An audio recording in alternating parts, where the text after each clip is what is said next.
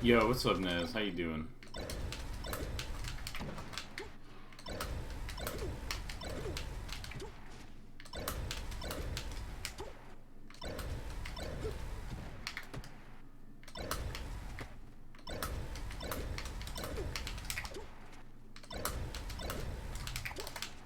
Hmm.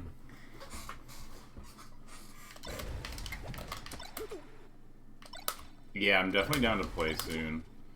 Been theory crafting a little bit about Yoshi stuff.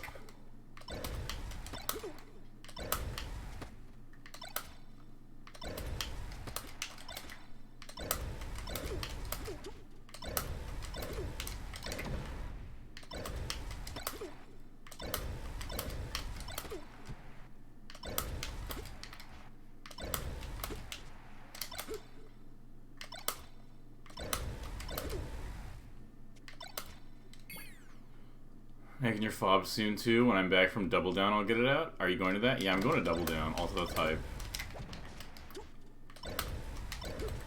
Man, can Falco even combo Captain Falcon? Sometimes it's hard. You're like, dude, what do I do?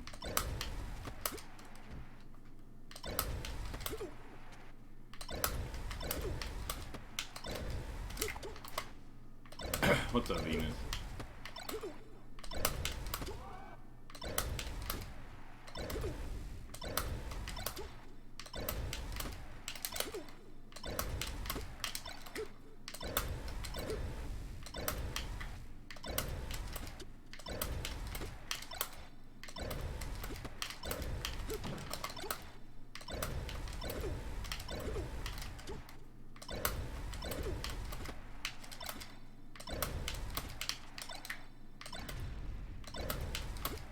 I'm gonna learn how to tech check with Falco.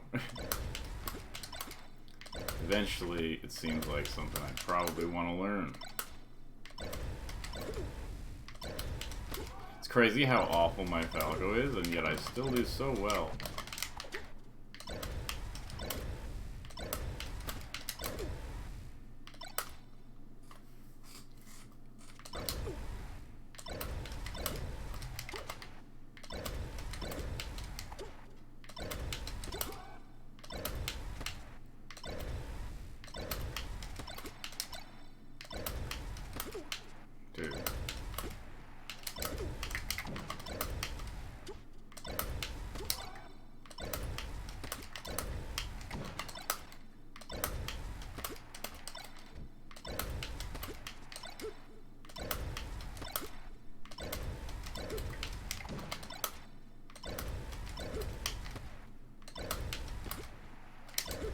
Like, I need to at least be able to get the maximum number of shines in any situation.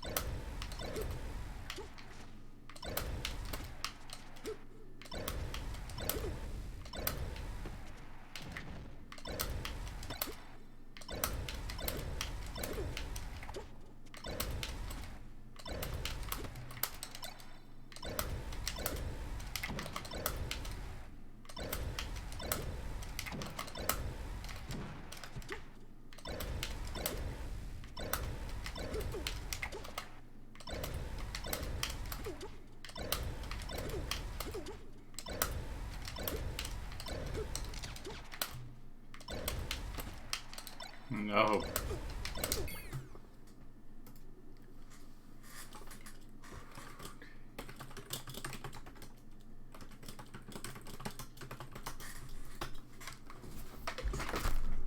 Alright, I'm gonna start the lesson.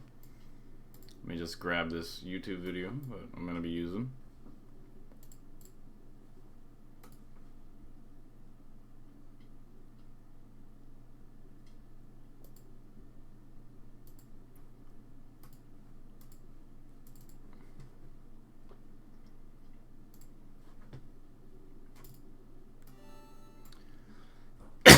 Alright, I'm calling. Yo. Yo, what's up, man? Can you hear me? Yeah, I can hear you.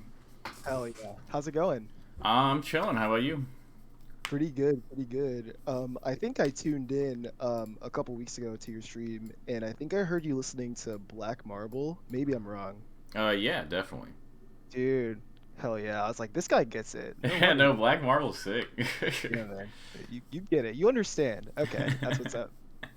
Okay, so let's do a quick like intro. Just say like your tag, where you're from, how long you've been playing, and like what are your goals for like melee. Yeah, I'm Ahmad. I live in Virginia.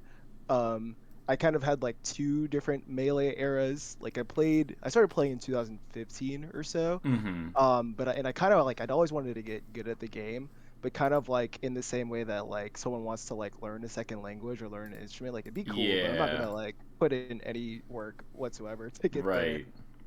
In 2020, I kind of like had a renaissance slash more free time, and that's when I like really committed to sit down and like getting good at the game. So Okay. yeah, as far as goals, I just want to get as good as I can. Okay. All right. Sick. So, what do you want to go over today? What are we taking a look at? I've got like a few different topics that I've been thinking about. And I'll like kind of list them all, and then you can tell me which ones are like more feasible for discussion versus not. Um, but I think the most important thing to me right now is like a general diagnosis for like where to go next as far as improvement goes. I feel like you're really good at. I think the way that you describe melee improvement is sort of like I'm very fiction pilled, by the way, so I've like Let's watched go. movies and stuff. Um, is like find big problem, fix big problem, and then repeat. And to Mm-hmm. me, when I watch myself play, I see like the etchings of someone who knows what they're doing. Like I can see the brain cells rubbing together. Mm-hmm. But I can't necessarily find like the super big impactful problem. So I'd like both to for you to just tell me like I'm a 5-year-old what it is and also guide me through how you do it for yourself because I feel like that'd be like super helpful for me to be able to find those big problems on my own. Like I watched the Zuppy lesson that you did not too far back and Yeah. like you're able to like dissect like what I thought were like really chaotic interactions and say, yeah, just do this. And I was like, damn, that's lit. So I'd like to be able to do that for myself. I think that's probably the main thing I like to walk away with.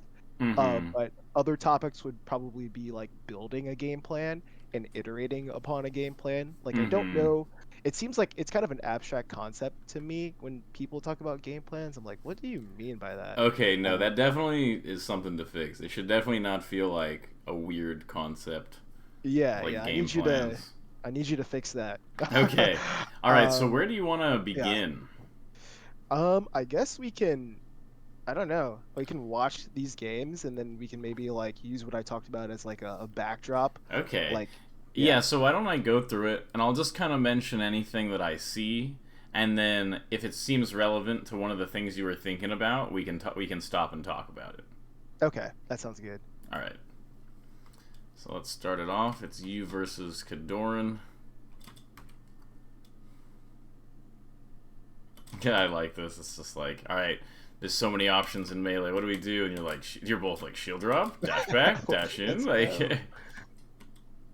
okay, this was a good interaction by you. Nice, nice. Ooh, ooh. Well, okay. I like that up until the down air. Okay. That was definitely like man, if I hit this on any other character, this down air would be pog. And so you just kind of went for it, but like it's not gonna really do anything here. Like notice like you there was no world in which you killed him off of this down air. Like you're not gonna Yeah. be able to ever. He didn't have to do this side B and anything. You could have just downed him like this, and he could have just upbeat right now back to ledge. So Okay. like the down air there was not gonna get you anything. It's just like a small thing. It's just I know you want like the big ending hit here, but honestly, if you just did like a double jump fair drift in here, then it's like he can either drift out on the fair and then just far enough away that you go back and edge guard him, or you get like a double fair and then drift back, or you could maybe go for like double jump fair up B, something like that. Maybe like a neutral B or something too. Yeah, like there's ways you basically want to push him out. Like you're not gonna get a Ken combo kill on Marth from this high up. It's just not gonna work.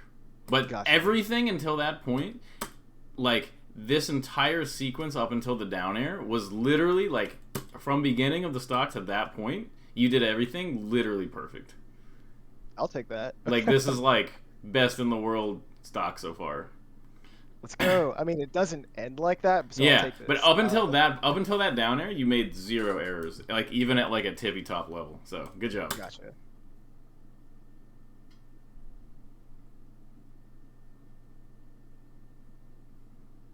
Okay, yeah, your neutral seems fine. The neutral and the ditto is very much just like decision versus decision and doesn't really have like a lot of order to it. It's kind of just like mixed, like fundamentals. Let's see.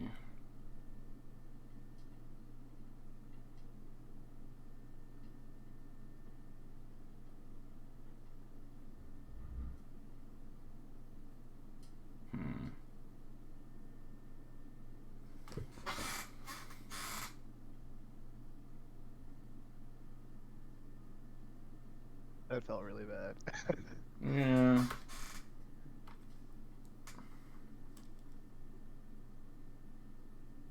Yeah, you just messed up, looks like.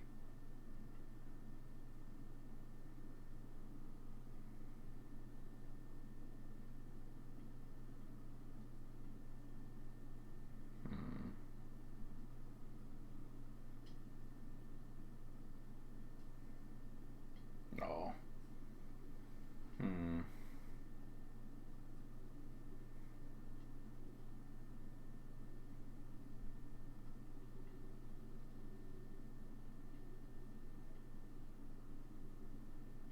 See how when he gets these situations, he's basically just fairing over and over. Yeah. Like he's not. He's just kind of like, well, I'll just fair until it ends. That's usually better. Gotcha.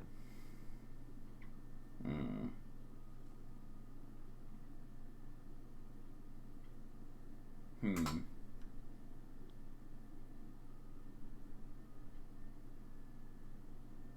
Okay, so so what I can tell you what happened during this game. I'm not sure if this is like a huge universal problem for you or anything, but basically when the game starts, you're playing based on what you think are good decisions.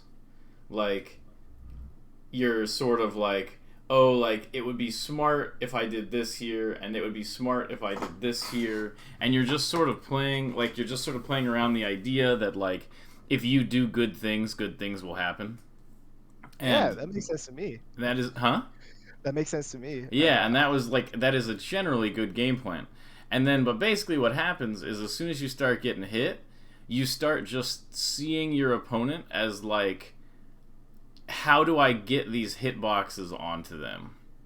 And so basically, after that first interaction, as soon as things started going kind of wrong for you, you become kind of like hyper focused on the like position that he's in. So like, take a look at like this situation. So he's on the ledge, and you're like hardcore reacting to the fact that he is now in this position. Like you're not really thinking anymore about like what is he gonna do. Like he's gonna get off the ledge and do something. You're not really thinking as much about that as like the position that you've got him in.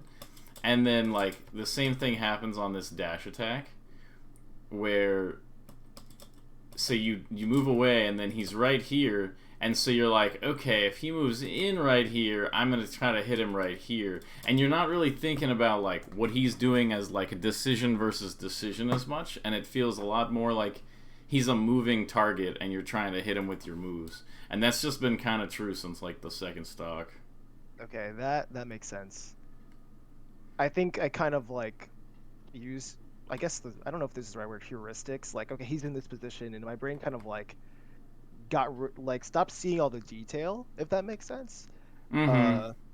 And yeah, so that makes Well, sense. it's not as much that you want to. It's like it's you don't want to be paying attention visually to all these little details. You just want to be thinking more about like what your opponent sees and what they're thinking, rather than like just like, can I get this hitbox onto them?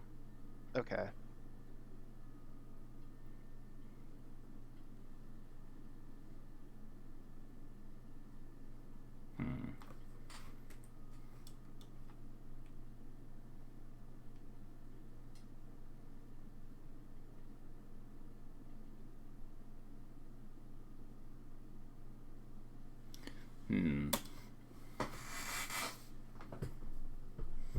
Marthitas are tricky to analyze.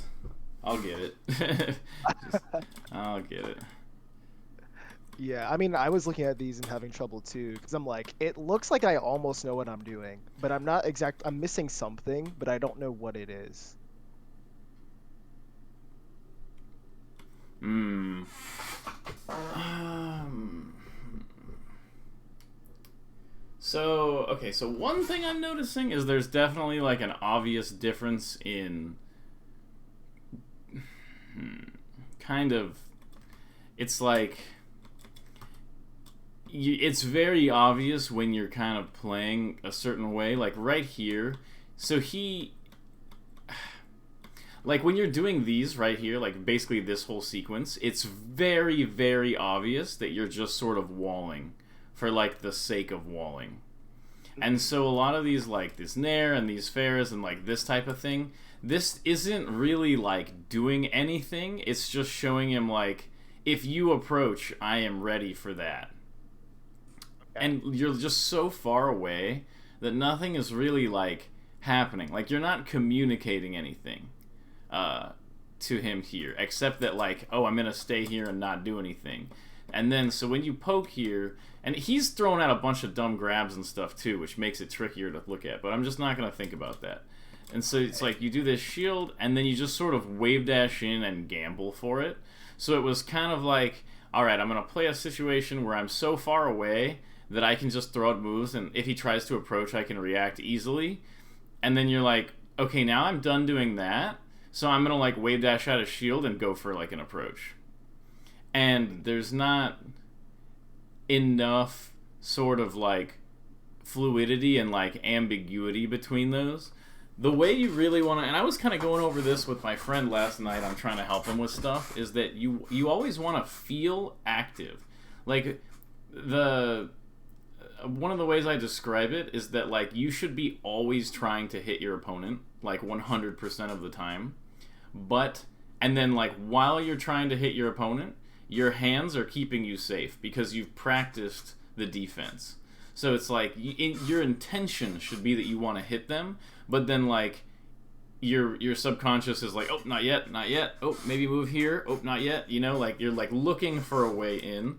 So when you're just sort of doing these walls, it's nothing negative is happening. It's okay to do these, but just because you defended for a second, it doesn't give you like a right to approach in, kind of. A lot of the situation, like that's why that first situation you did was so good, because you opened up that last game with, you sort of started dash dancing, and then you made it look like you were going to move in a little bit, and then you went way past him. And then when he whiffed, you were able to get a grab from behind. And that was good because it was sort of like, it looks like you're going for something, and then he tries to deal with it, but you went for something else, and then you got him, rather than just sort of like defend, crazy random like gamble attack type thing. Like I actually broadcasted a threat. Like I baited him essentially, the first stock. The first stock you did, exactly. You baited him because you're like, I'm going to go for something, and then you didn't go for that. Whereas the second stock, you're like, I'm not going for anything. And now I'm suddenly going for like a super big approach thing. Dude, that's a mix-up, bro. You don't get it. Yeah, I mean, it is a mix-up, but like, it's... So... A lot of this game is like lying effectively, and babbling like an idiot is like a form of lying, because you're like, well, I'm not telling them the truth. I'm just like, blah, blah, blah, blah, blah, blah. You know, but like, if you like spin like a highly manipulative tale for the person you're trying to lie to, that's always more compelling than like staying silent or just like saying gibberish.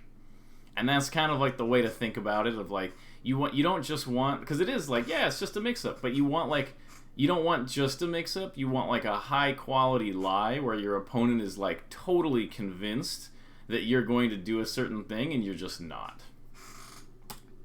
Okay, so that kind of like brings me to I'm not confused, but I'm curious, I guess, because I feel like there's some like paradoxical things about Melee that I'm trying to untangle. Yeah, perfect.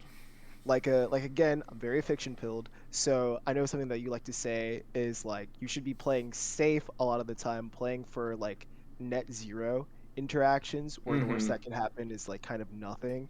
But Mm-hmm. then you just said that I should always be trying to hit my opponent, so my brain's kind of like in tiny little pieces right now. So I'm gonna need you to like pick them up and put them together because I'm a little confused. Mm-hmm. Um, and then also, I the thing about like lying to your opponent, I understand that conceptually, but I guess that feeds into the whole game plan question. Like my first thought was like, I don't know how to do that, but clearly I do because I did it the first stock.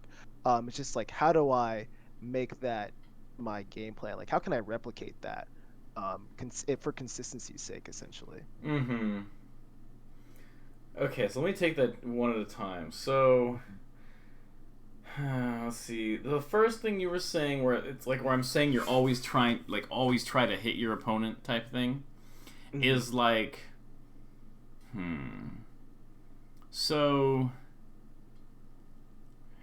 like, let's say you're playing like a matchup where it's like a little bit more obvious, like Marth Fox, something like that, and you know you want to grab, and so you know you want to grab, and let's say your opponent didn't do anything. They just sat in place and they spot dodged over and over. That's all they do. Or they just stand there and they just like their hot pockets ready and they leave and they're just standing there doing no inputs. You're like, let's go. And like all you have to do is run up and grab. So that's like the easiest thing you want to do. Like you want in an ideal world, every opponent you have would just stand there as you run up and grab them. And so anything you're doing that's not running up and grabbing, like in an entire match of Marth Fox, is exclusively because like the only reason you're not run up grabbing right this second is because they are doing something to prevent you from doing a run up grab. Like they need to be changing their spacing or jumping or throwing out a move. They need to be doing something to prevent that run up grab all the time. And if they're not doing something to prevent it, you can just run up and grab them. And so what I'm trying to say is that rather than standing there walling aerials or whatever, or doing something like kind of standing there being like, I'm going to wait for Fox to like give me a grab opportunity, it's like, okay, let's see. The easiest way to like come up with how to describe this better, because I'm not really talking about a gameplay thing in terms of like direct actions in the game as much as like mentally the way you should be looking at it is you want all of your actions to be leading somewhere. Hmm. So when I'm saying you're always trying to hit your opponent, I'm not saying like, is this gonna hit? Is this gonna hit? Is this gonna hit? I'm saying that like you're extremely focused on like, if my stuff isn't gonna hit, it's because they're stopping me from doing it. And then it becomes more about hitting your opponent for avoiding your grab, for in that example, than waiting for your opponent to give you a grab. And it's just a little shift in the mindset that changes things from like too passive to like a little bit more active in terms of like wanting to get the stuff. Does that make a little bit more sense? That does make sense. Let me try to rephrase it to so that I can like maybe understand it. You can Okay, it's a confirm. little abstract, I understand. Yeah. So it's like it's not necessarily that you should be trying to hit your opponent at all times, like literally, but more so you should be actively playing in a way where all roads lead to the hit, which is like a subtle distinction. But I think that I understand it in a way that I can't fully verbalize. Mm-hmm. Like it's kind of, yeah, it's kind of the difference between like letting, like, I don't know, you want something that's in somebody else's hand, and it's the difference between holding your hand out and waiting for them to put it in your hand and like trying to grab it from them. Hmm. And so what I'm saying is like you need to be like trying to grab it. So when we're in this spot and you're doing like these like walling things, you're just saying like, hey, if you run directly into this, you will get hit. But you're not like, what if you were like a little closer and you were kind of drifting in just a tiny bit and you're kind of like, here I come, maybe, and you're trying to sort of like get a little closer, provide a little bit more like stress to your opponent. Right. I guess if I were to kind of like move away from more abstract stuff and kind of more concretely, it's just like I should be threatening, or at least be be threatening to threaten Yeah, something. yeah, yeah. Okay, Yeah. perfect, perfect. Okay, there you go. That is like a way to simplify it. Is like if you can't be threatening, or threaten to threaten. There you go. That's Yeah, actually yeah. a much better reduction of it. We got there. We got Okay, there. and then the second, what was the second question you had? The second question was how can I like these concepts into like a game plan? Because I don't know. Like I don't know how to like it's not enough to leave everything to like intuition or like a stroke of genius of Yeah. the developer, Okay. right? Like I want to be able Yeah. to do So, this. um, basically, a game plan, and the reason for a game plan is like when you're playing the game, you're getting all these experiences, and then these experiences like will help you get better. But what a game plan does is it causes you to only play a limited number of situations, or at least like a limited, like you're attempting to play a limited range of situations. So what that does is it kind of like it's kind of like you're throwing darts at like a dartboard. Like there are more situations that you experience while playing that are closer to those situations that you planned for. And so it gives you like a more directed set of like a more relevant set of experiences to like practice using a game plan. And a lot of it is just knowing like what neutral openings you want and in what positions. So like knowing like where getting a certain type of hit, like where on the stage and what percent ish generally, you're like, oh, kind of like I want this thing where like I don't know, maybe like an example in the Marth Ditto is you want at like 20%. If they DI in and they're kind of in the corner and they jump, you can get like approaching Nair Tipper. That's Mhm. kind of like, ooh, like I can get like a really big hit out of this and maybe get like an early kill. And then, so it's exactly that thing we were talking about, like threatening or threatening to threaten. And, but the importance of the game plan is the thing that they should be trying to avoid. So, if you're playing against somebody who doesn't know that they need to avoid, say, the Nair F smash, then you're just going to keep hitting them with the Nair F smash because you'll be dashing around looking for this Nair position and they'll be like, like, is he looking for a grab? I can't really tell what he's looking for because they don't know about this Nair thing that they need to be avoiding. So if someone isn't specifically avoiding these super strong killer openings you have, they're just going to get hit by them. And if they do know how to avoid them, then you're just going to end up like playing the game, but you're going to get more experiences in the realm of like hitting Nair F smash versus what can my opponent do to avoid the Nair F smash, that type of thing. So the game plans tell you like this is what you should be doing, and then you keep trying to do what you should be doing, and it just gives you like way more relevant experiences towards like your opponent doing counterplay against the things that actually matter. Because otherwise, your opponent doing counterplay on a wave dash up down tilt at a percent where it's like irrelevant is you're like, yeah, like I'm getting really good at sneaking my way in with down tilt, but you're like, you haven't put in any time into practicing the Nair Tipper type thing. Mhm. Okay. That makes sense. So you So want to let you want to maximize like the relevancy of your experiences or the relevance. Gotcha. So let's say that like you're walking someone through building a game plan from scratch. Like Mm-hmm. let's say that I like I think a lot of melee players like this. Like they play a lot. They have like intuitive experiences of how like things should go, but they've never like sat down and concretely like thought about okay, I'm looking for X, Y, Z. Mm-hmm. Uh, so let's say that you're walking someone who has game experience but hasn't really done this yet. Like how long should that take, and like what does that look like? Yeah, okay. So the first thing is you want to know how people die. That's like the first thing is you like in any matchup you're like how does my character get kills on their character? And so that's the first thing you always want to do. So you want to figure out how do I kill? Because if you don't know how to kill, you just sort of fair Marth 10,000 times and then kill with a forward smash and his recovery at like 170. And that's not good. Like, you don't want that. So you need to figure out exactly how the kills happen.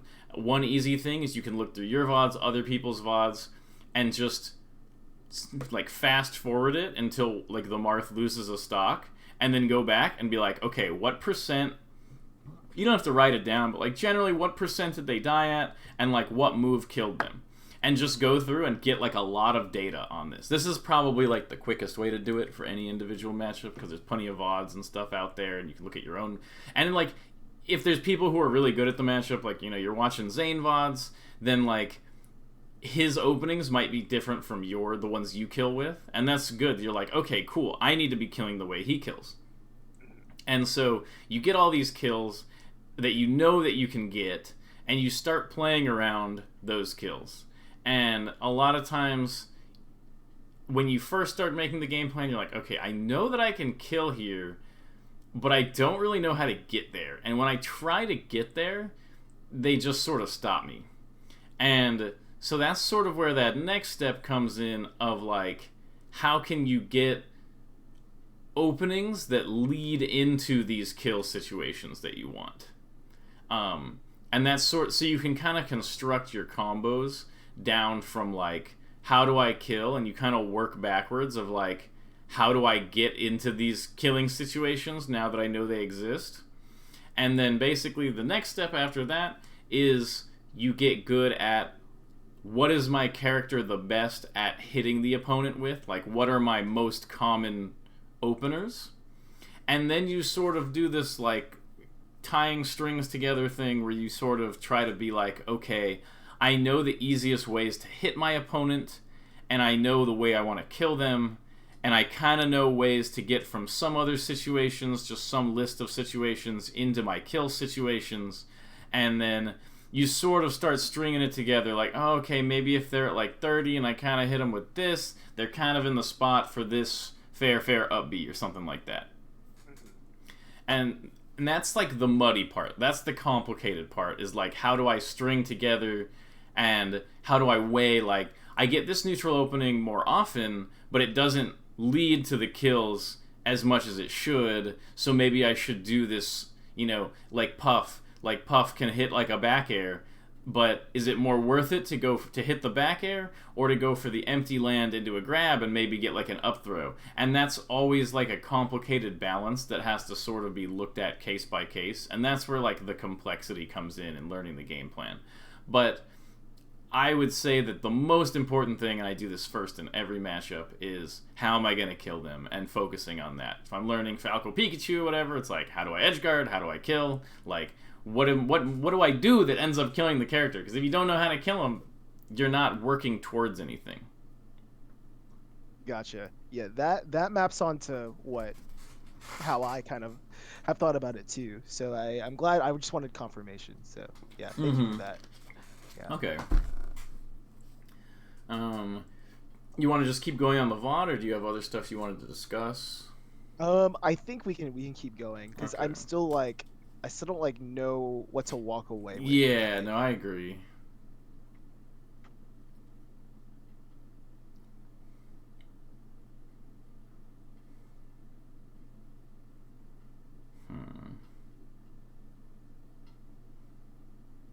Oh. So that's definitely one thing, is you're not going for like kill setups. You're just kind of hitting him. Mm-hmm. That's definitely something I'm noticing. Okay, I'm gonna watch a bunch of this and just see. Okay, that was good. Not so good, but it happened.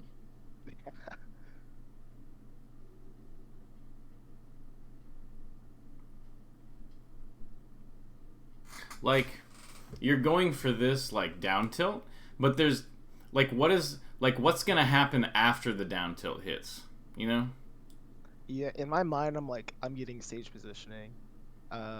And I know that, at least in my brain, like Marth and corner equals bad. So I'm like, I'm gonna Yeah, force. Marth in corner is bad. Yeah, but legendary held down and foiled my plans. Mm-hmm. Um, so it wasn't fully thought out by me. But I guess I just I watched Zayn play the Ditto, and he just seems to force down tilt. At least that's my like baby brain understanding of it. And so I Mm-hmm. guess I was like messing around with that. There's probably a lot of nuances that I don't really get, but I don't know. I just see players like that just kind of like run in and just like kind of will their sheer force of will like down tilt and control space with it and force Marth into the corner where you can play a lot of favorable like mix ups and whatnot. So Hmm. that was my attempt at that. Okay. And grab doesn't necessarily lead to anything at zero either. So Mm-hmm. I don't know. Yeah, a lot of times you have to get a couple hits before you get something big. So I do Right. understand that. Just the down tilt was like a little risky. It was egregious for sure.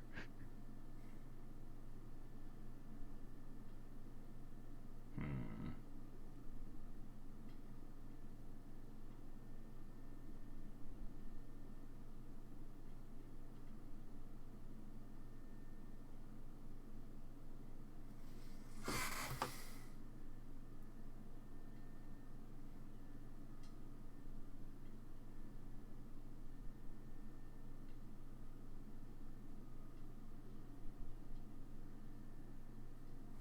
That's nice.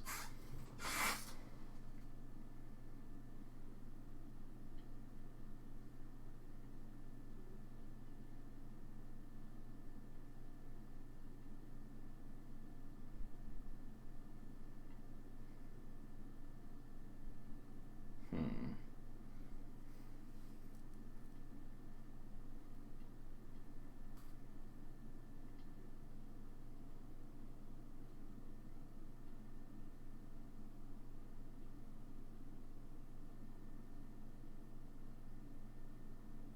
Yeah, sorry for not saying much. I'm just watching a little bit more.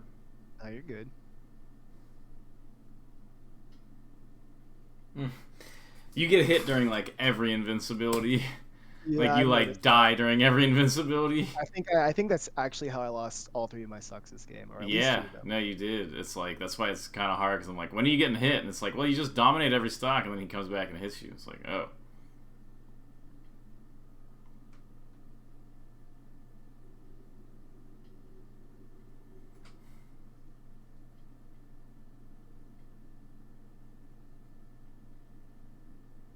hmm.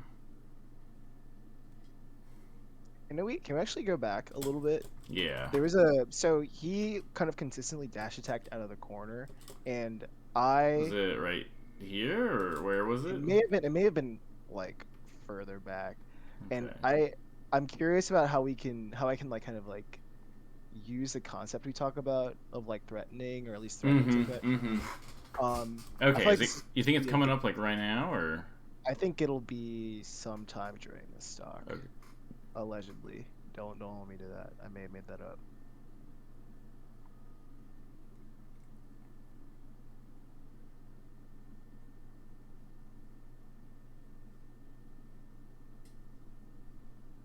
Hmm.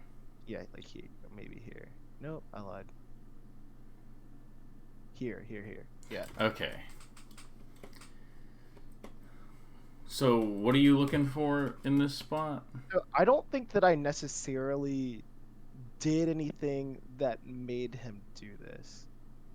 And I'm also not in a position to really punish it because I'm too far away. So I was wondering like what I could be doing instead to like maybe force this more. Because I think he just did this on his own accord. Mm-hmm.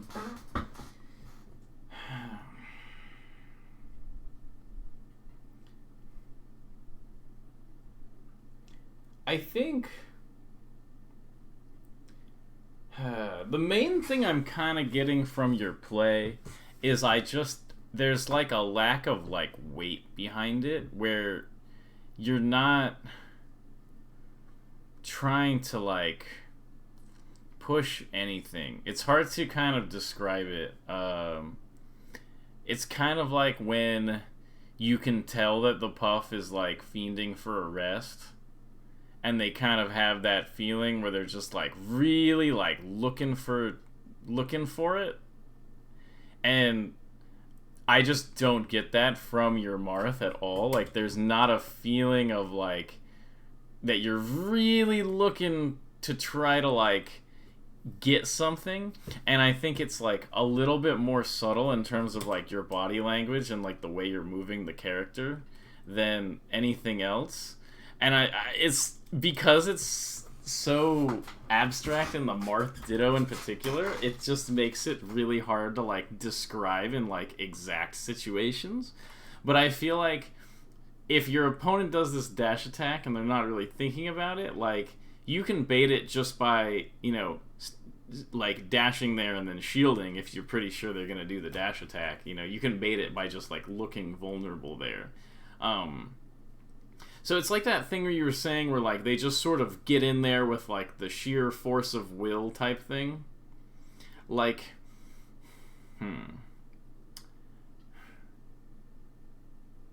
Like, I don't get the sense that maybe you have fully explored your own aggressive options. A lot of these interactions, I get how you're playing the Marth Ditto, and you're not doing anything necessarily super wrong in, like, the way you're playing the Ditto, where you're using a lot of dash, and you're reacting a lot. And I think those things are good. I think the issue... Because the Marth Ditto itself is kind of simple. There's not a lot of, like, weird little tricks you can do. A lot of it is just, like, who dash dances better and stuff like that. I definitely feel like it's, like, a general player skill thing. And I think... this is so hard. It's like... My bad. I'm sorry. No, you're good. It's like you want the match to feel more...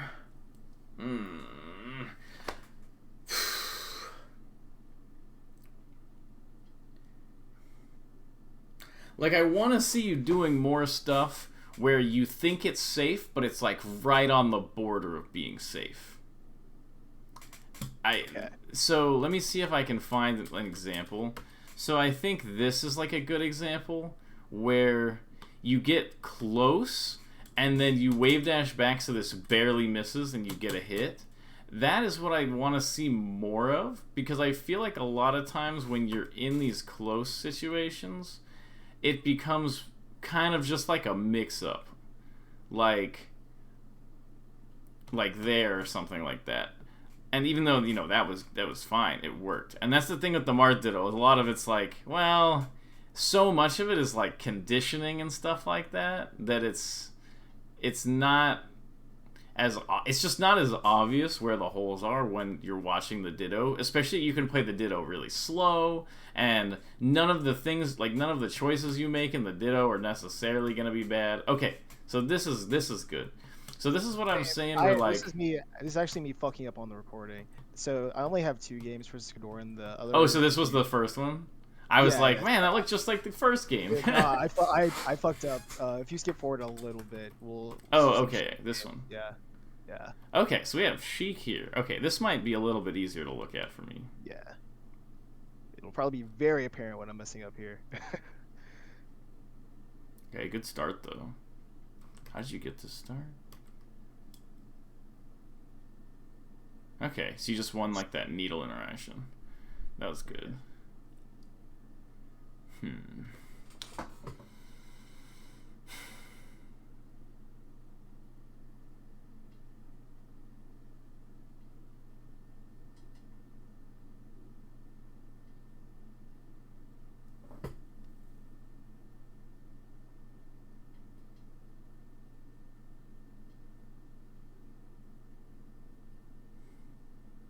Okay, that was awful. Yeah, for sure.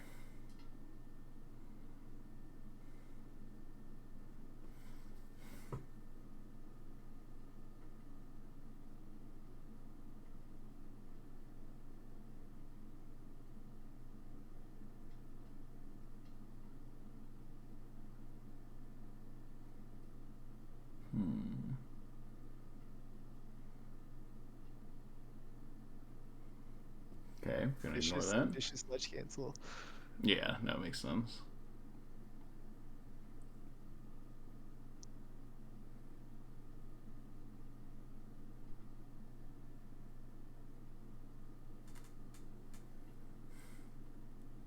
Hmm.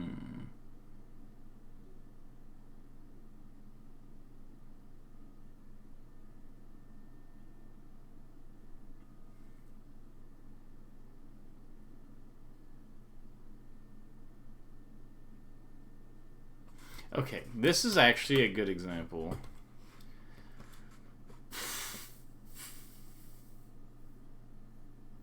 So you get the shield right here, and then you just go for it. It's kind of...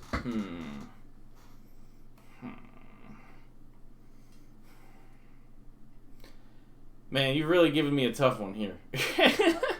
This is like the hardest to diagnose lesson I think I've had in a while. Or at least the hardest to like get it down really cleanly as to like exactly what you're looking at, that it's not necessarily correct.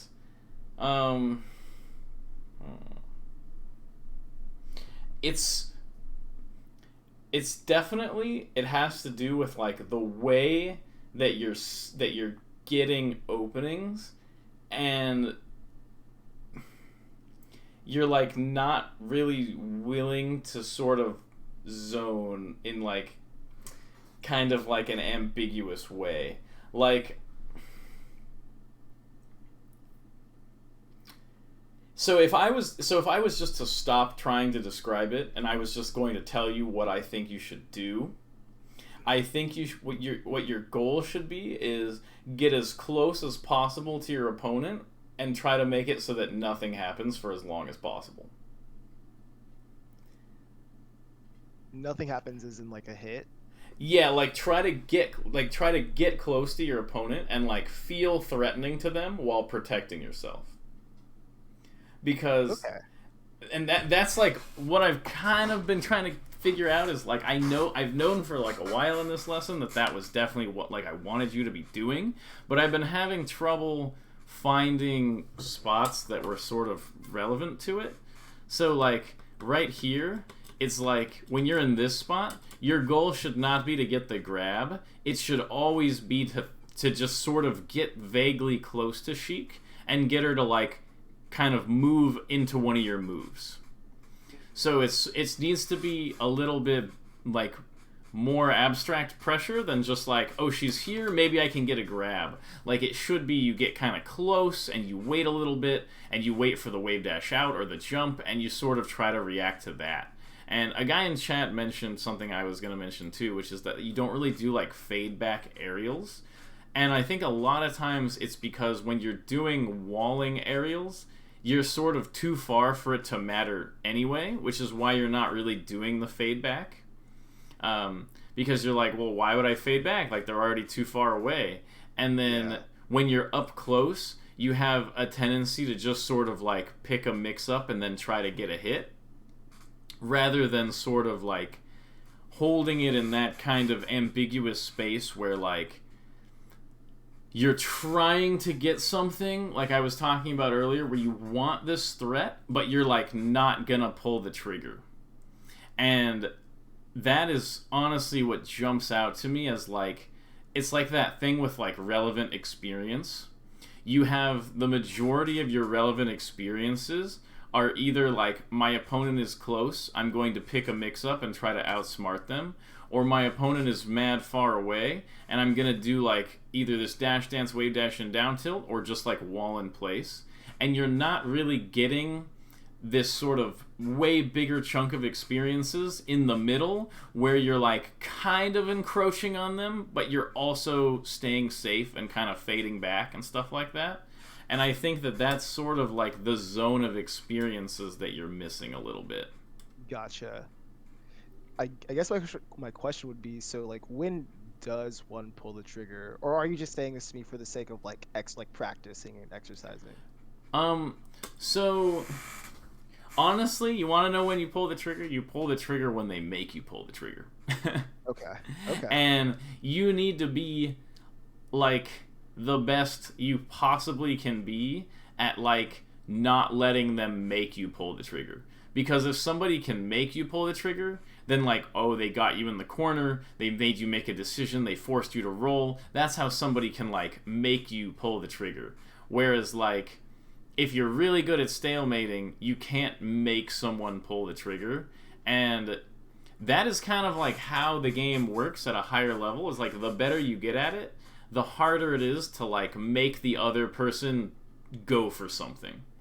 So it becomes, because it's like, if you're just sitting there and you're like, anything you try to hit me with, I will counter it, and I am never going to try to hit you. That's like a very difficult, it's like the Jigglypuff. That's like a very difficult thing to sort of deal with. And then when you're adding on the other thing where you're like, not only can you not approach me, and I'm never going to approach you, but I'm going to get like really uncomfortably close and sort of like you kind of want to try to get them to pull the trigger. Like, your form of pulling the trigger should be like, I got a little extra close to them before dashing away, and it forced them to like throw something out, and you counter that. You don't really want to be the one to like swing first that often. You more want to be the one to like, who's directing the situation. Like, you want to be the guy going, swing! And then they swing, you know? You want to be the guy yelling, swing. Okay. And a lot of times that doesn't happen. And so this is a good example of like, when you're just sort of playing safe and your opponent wants to force their way in, this is good play, because you're like, oh, look, they're just throwing out moves at me, you can't force your way in, and so I'm going to hit you. And so that was like a really good punish of that situation. And then this is sort of ambiguous because you're really close and you're in the corner. I'm actually fine with this grab, even though I've been telling you, like basically, if you were trying to practice more here, I would say do something like late fair dash back or late fair dash through are like more of the type of options I'm telling you to do. Like, rather than trying to like see an advantage and like take it, see the advantage and kind of just loosely pressure around it and kind of like not really commit to anything. That's like the part of the game that I feel like you're sort of missing. So this grab is totally fine situationally, but it's not really what I want you to be like practicing as much. Gotcha. Okay, so yeah, he's going for you more, and so you're just hitting them. Let's see. Okay, let's get out of this spot. Try to get back to neutral. Okay, swinging. Okay, neutral again. And yeah, the swing is okay, but this is also like what I'm not telling you to practice, which is like, there's no reason to not just like allow this to be a neutral situation and like play it out like comfortably.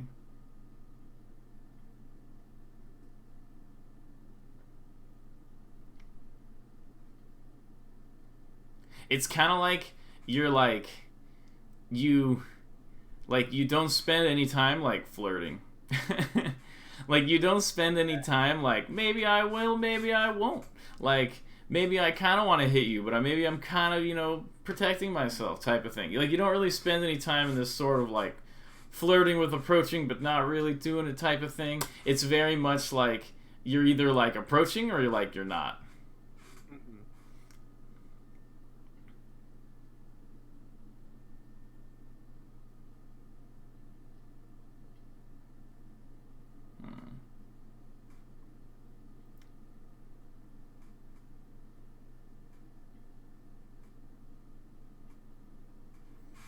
Space. How in the world did you lose this game? I feel like you were just beating the Sheik up the entire time. I'm just gonna watch this again really quick. Dude, Marth Sheik problems. Yeah, no, it's definitely true. No, he outplayed me a lot. I got so overshot. Yeah. Okay. So, it looks like, especially from watching this, you know how to like wall. You can definitely wall. What I want you to practice doing is I want you to practice getting the wall like uncomfortably close to people, as close as you can without getting hit.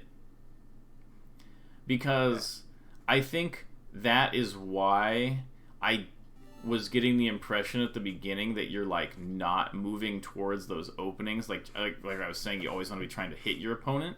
And I think the reason I'm not getting that is because you're either like not trying to hit them and you're just trying to defend, or like I said, then you kind of like make this snap decision of like going in.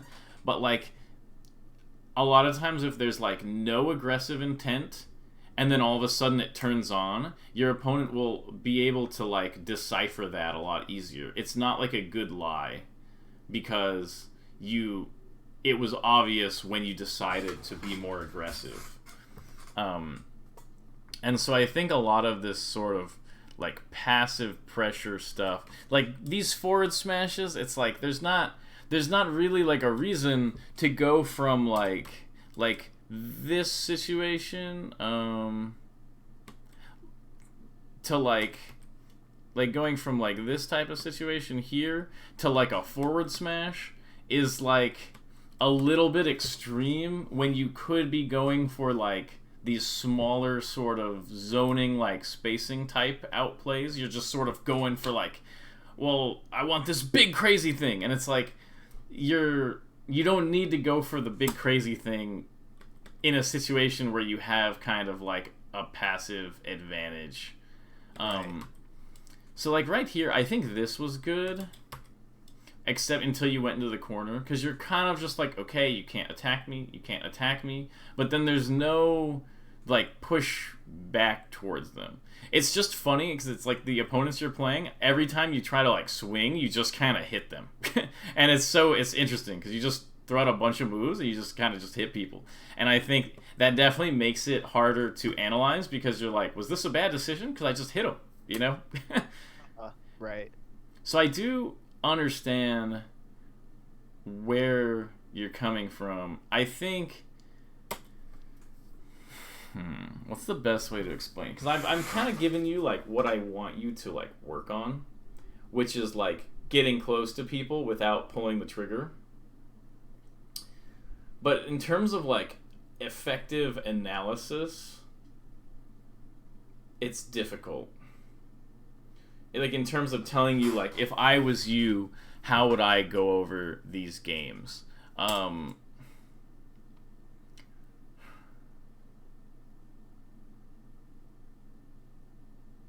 Okay. Honestly, I think that it's very difficult to understand that whole like sort of like zoning people in their face thing that you want to be practicing. I understand, like I basically think that like you kind of needed me to point that out. Like I don't think that it's something you could just watch and be like, aha. So when you're watching your own VODs, and I'm kind of getting this impression a little bit more now after watching this, I think you should be looking at specific situations and figuring out how to better maximize those situations. This is actually completely separate from the thing I'm telling you to do, where like camping in people's faces. I think when you are currently analyzing your own VODs, you need to be optimizing positions. Like, I got this hit here, how could I have gotten more off of this hit? Because Is I that think... like a punish game analysis, essentially? Yeah, pretty much. Okay. I actually think that is pretty significant because I feel like it's like everything works together to make things muddier. And it's like, because you're either doing like hard read, throw out, call out type things, or like hitting what they give you, like you're just walling and they hit you, you're not like getting the situation that you want as much. Because it's kind of like like you're trying to like box the situation into like what you want, and if you're kind of walling and letting them run into the wall, or you're just sort of doing a mix up and throwing out a move, there's too much chaos in those situations for you to be like narrowing it down to the ones you want. And I think that like the more you can sort of play a little closer and threaten a little bit better, the more you'll be able to like push things in a direction you want. But then it's also muddier because like you don't know the exact direction to push it, because a lot of times you're like when you get a hit and you can capitalize on it, it has like inconsistent rewards. But when you get a little bit better at capitalizing and you're like, oh, this kills Sheik half the time, it's a lot easier to like start playing for those and like remembering to play for those and even like subconsciously playing for those because they've like rewarded you heavily in the past. So that's just like when I'm watching your Marth, the main differences from like let's say Zane are you're not comfortable with what you're threatening. And that is, I think, a combination, like I said, of multiple factors. But it really comes off as like you're not hitting as hard. You don't know what you should do that would hit harder consistently.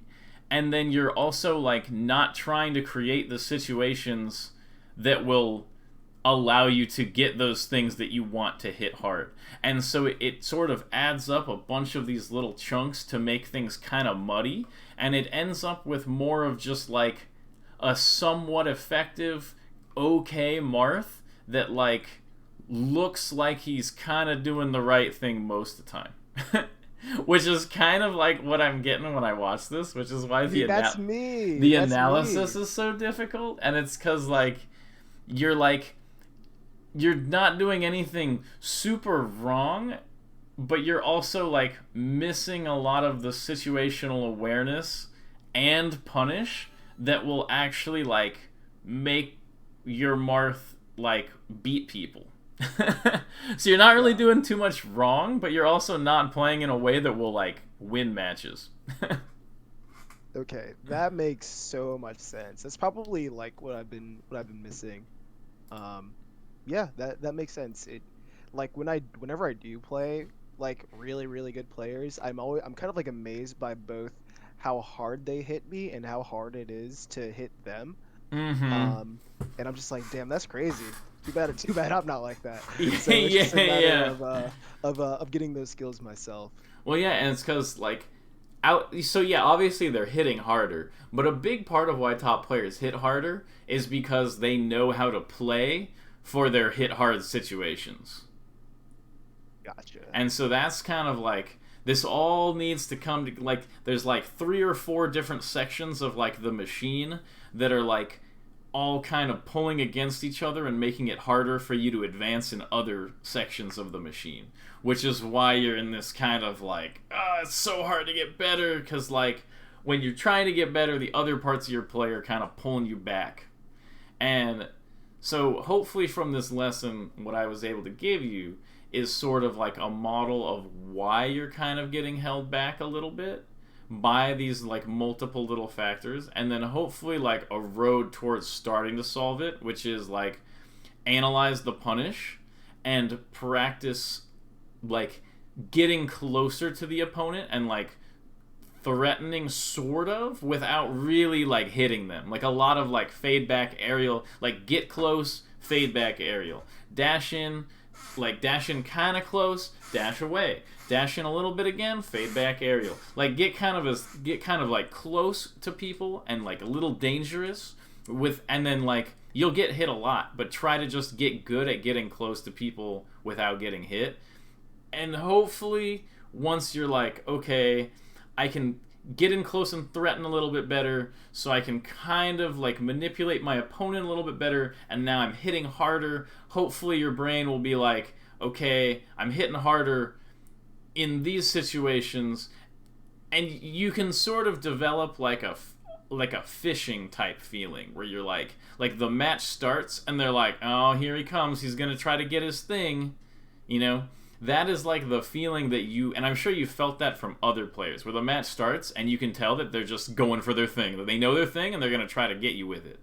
And like, even if you're not running and just throwing out a bunch of moves, that is like what you want other people to feel when they play you, rather than sort of this just like, kind of take what I get, kind of win mix-ups sometimes by outsmarting you type of like Marth play.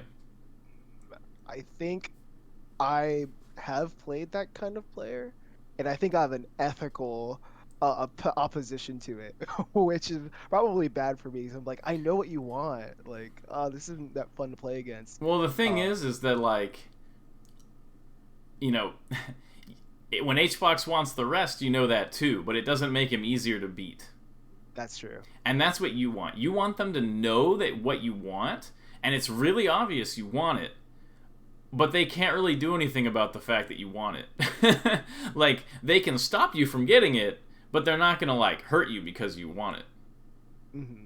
Okay, so I gotta get over myself. So there's that, yeah, but there's that, like, directedness that will come about, hopefully, by fixing these couple details. But that's what I want you to, like, look for. When you're improving your punish and you're improving, like, getting close to people without hitting them, I want you to, like, look for that feeling of, like, all I need is one little close interaction where you slightly overcommit and then I'll get my hit and then I'll kill you off of it type thing. And you want to sort of build that, like, machine in your head of that sort of interaction type feeling happening. And hopefully you put that stuff together and it'll sort of direct your Marth towards, like, a way that you're playing the character with, like, a bit more potential. Because you're kind of playing, like, a mid-tier character right now. Okay, this all makes a ton of sense. I feel like my brain's kind of exploded, but in, like, a good way. So Okay, good. This was a really difficult lesson, but I think I kind of landed the plane. Yeah, no, we got there. We got there. Okay. Tangible to walk away with. So okay, good. Oh, this is why I can't do more than one in a day, because sometimes they're just so exhausting, where I'm just like, how do I make this person good? But I actually understand more than most people, I think, who come to me. Like, I think that you have a really good reason to, like, be confused. Yeah, I mean, my Marth is just, like, so cerebral, you know what I mean? He even mixed you up, so, you know. Well, it's just, like, it's just really, yeah, it's a lot. For a lot of people, it's easy to point out things that they're doing wrong. And for you, it's like you're not doing much wrong. There's just things you could be doing a lot better. Yeah, fair enough. And now I know what to do, so I'm gonna. Yeah, and keep me updated it. on this. If you have any more questions or you're confused or you do well and you have an update for me, feel free to DM me about it. I'm always interested. Yeah, and I can send you my Venmo stuff. Oh, did I already send you my Venmo? I'm ahead of the game, man. Yeah, you already did it before the lesson. Okay, you already paid me and everything. Awesome, man. Great. Okay, cool. Let me know how this goes, and I'll talk to you later, man. All right, talk to you later, man. Have a good day. Peace. You too.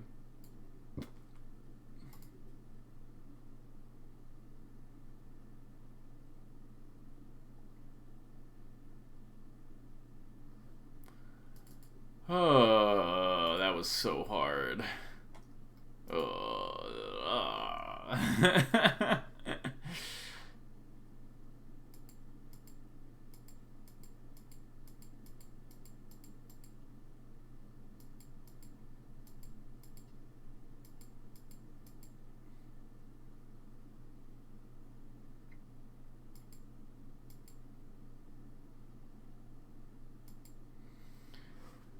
Oh, that was hard.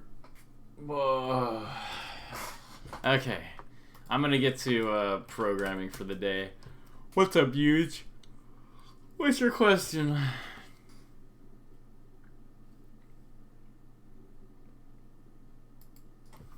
What's your question? Sheesh, that was a hard lesson. I think I kind of got to it. The Marth analysis is hard, dude. Marth is such a weird character. Especially in the Ditto.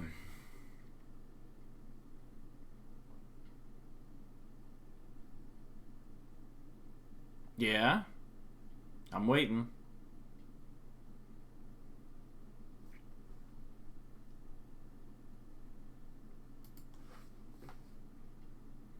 You can go to top plat or the other side plat.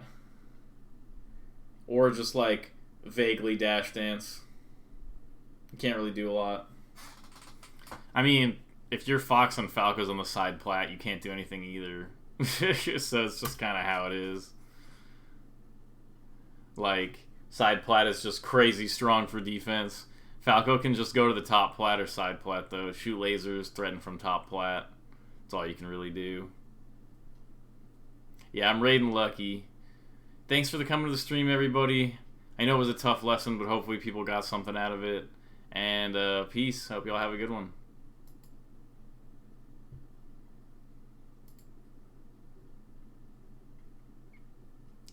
My heart. I'm trying to think about anime more than anything.